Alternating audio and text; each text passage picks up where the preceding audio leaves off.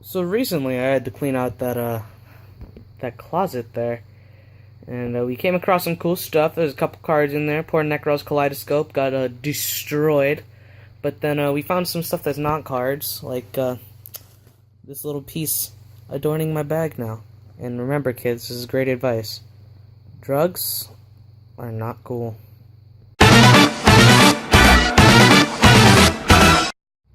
What up, people? We're here. We're live. Slide for Red Duelist.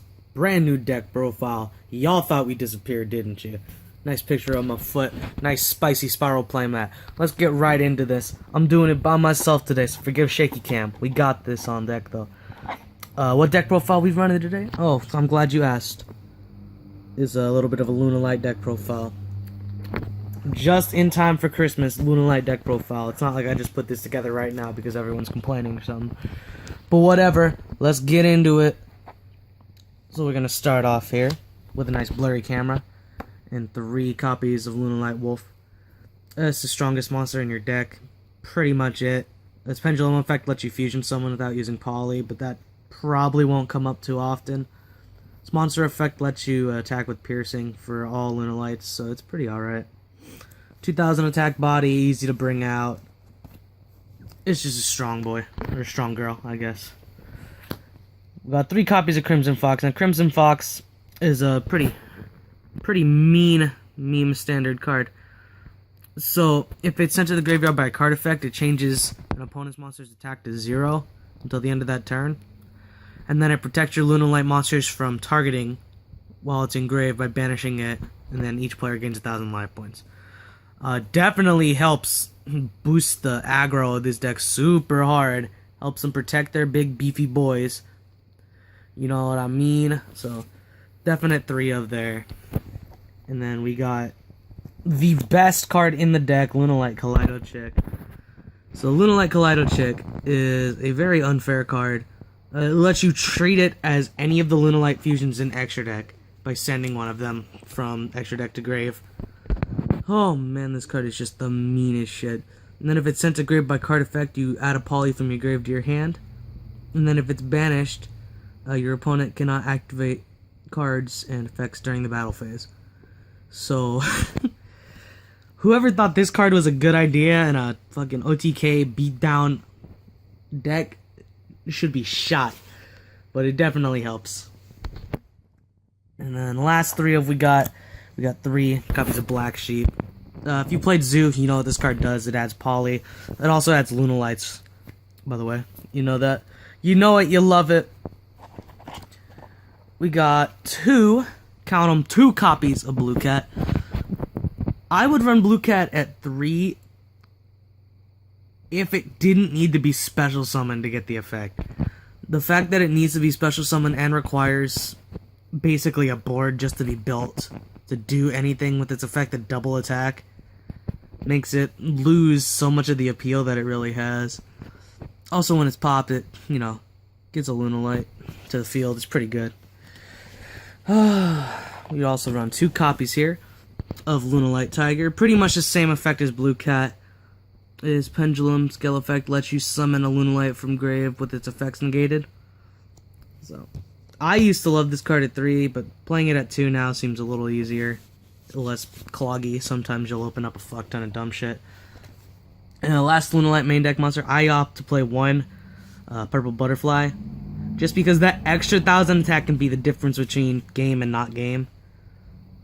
It also helps to special summon a Lunalight from your hand every once in a while. Maybe you'll have that Blue Cat stuck there and you're like, shit, what do I do with this? Just discard it, boost something, banish, bam, there you go. You're good. It's Gucci Gang all over again. Play 2 copies of Astrograph Sorcerer. What the fuck is this in here? Well, you see, when your shit gets destroyed, you get to add another copy of it from your deck to your hand. It's basically just there to prevent you from getting OTK'd, to add back your resources that you lost, and to just be a spicy little boy. He's my favorite. Play 1 copy of Gofu just to make Decode Talker. He doesn't come up ever, though. 2 copies of Ghost Ogre, because I can't afford Ash Blossom, so I have to deal with this. And the last monster is 1 copy of Maxi. I believe it was 23 monsters right around when I counted a little while ago. So we're just gonna move right on to the spells here. So we got some spice. We got 2 copies of Lower Darkness because most of your monster base is dark. You're gonna want to draw these cards. It don't matter. You're god. 2 copies of Foolish Burial Goods for the 3 copies of Lunalight Perfume. So, you know what Goods does. Sends a spell and trap. What the fuck does Lunalight Perfume does? Well, to the untrained eye, the card is Monster Reborn. But then to the expert Lunalight player's eye, it also adds any fucking Lunalight from your deck to your hand by banishing it and discarding a card. So, Lunalight Perfume, also neither effect is once per turn. Card is very, very good and a very underrated archetype. I could see them going somewhere just because of Lunalight Perfume. Perfume and Kaleido Chick just make them just tier 1 possible in the future. I don't know how far away in the future, but definitely possible. 3 copies of Poly, because it's Fusion archetype. I don't like Fusion Sub in here because you need to use them while they're on field for Fusion Sub. Poly lets you use them from hand or field. You don't get any extra draw power bonus, but, you know, it's whatever. Nice fingers in the camera glands. 2 copies of Pot of Desires to draw cards. Not too many one-ofs that matter. So, Desires is more safe than ever, really. I just gotta have a good picture of Master Plan's face there, apparently. 1 copy of Raigeki for the board clear. It is an OTK deck, so it's going second, so it's like, you know, clear the board, get rid of that boy right there, just cover him up with my big toe right there. 1 copy of Soul Charge in case you get fucking destroyed after not making an OTK, so you can start making the comeback, you know what I mean. And then we round out 3 copies of Tenki for the Search and Beast Warriors, and that extra 100 attack, it helps a lot. So that's the main deck. 40 cards. Basic, simple. Autofocus camera. We got this. All right. Moving on to extra deck. We got 2 copies of Leo Dancer, 2 copies of Panther Dancer, and 2 copies of Cat Dancer. This is pretty standard. Cat Dancer is probably the easiest one to go into. Not probably, is definitely the easiest one to go to. Panther Dancer is probably the best one, and if you're an overachiever, you go into Leo Dancer. They all do dumb shit. Can't be destroyed by various things. Always inflict extra damage, can attack everything. You know, it's a very spicy extra deck archetype that doesn't really get bogged down by links. So it's a nice budget option out there for the players. Because it is possible, but it doesn't happen, so I play 2 Synchros. I play Trishula and a Vermilion Dragon Mech, just in case shit happens. The easiest way for Dragon Mech is just the Ghost Ogre and the Wolf. Trish, it takes a little more effort, but it is possible. I didn't really think of anything else to put in there, and I didn't really look for anything else. I had him right here, so I was like, fuck it. I need to get his deck profile out. So there you go, 2 Synchros. These could be probably anything else, but it's nice to have options. We play a Utopia package, just 39 and S39. You know Lightning, you love him. Go for those OTKs. Play 1 copy of Baguska because he's the best floodgate in the game. 1 Castel because I love Castel. My original Duelist Alliance. Pulled this at Sneak Peek. People tried to fiend it off of me so hard. He's been here ever since. Last Exceed we play is 1 Gaga Samurai for the OTK capabilities. Gaga Samurai, seeing a lot less play nowadays. I understand why. I still think the card's amazing. And we play 2 links, play Decode Talker, and Proxy Dragon for the Gofu plays.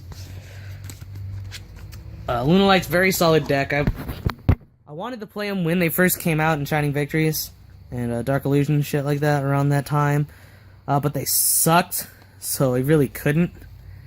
Then Circuit Break came around, and all of a sudden they were halfway playable.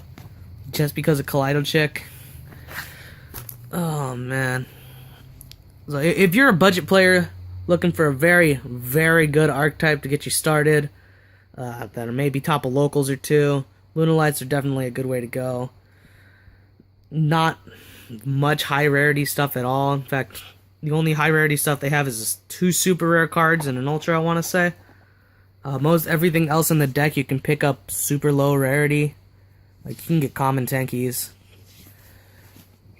But that's gonna be it from Slife Red Duelist. Hope you guys have a happy holidays, Merry Christmas, Merry Kwanzaa, Merry Hanukkah. You already know. You know we celebrate all walks of life here at Slife Red Duelist, as shown by this spicy Spiral playmat. And if you don't play Spiral, you a bitch. Oh, that'll be Slife Red Duelist signing out. Like, subscribe, Slife Red Duelist forever. Happy holidays. You hope you guys have a happy New Year's later on. Peace, love, and it's joke.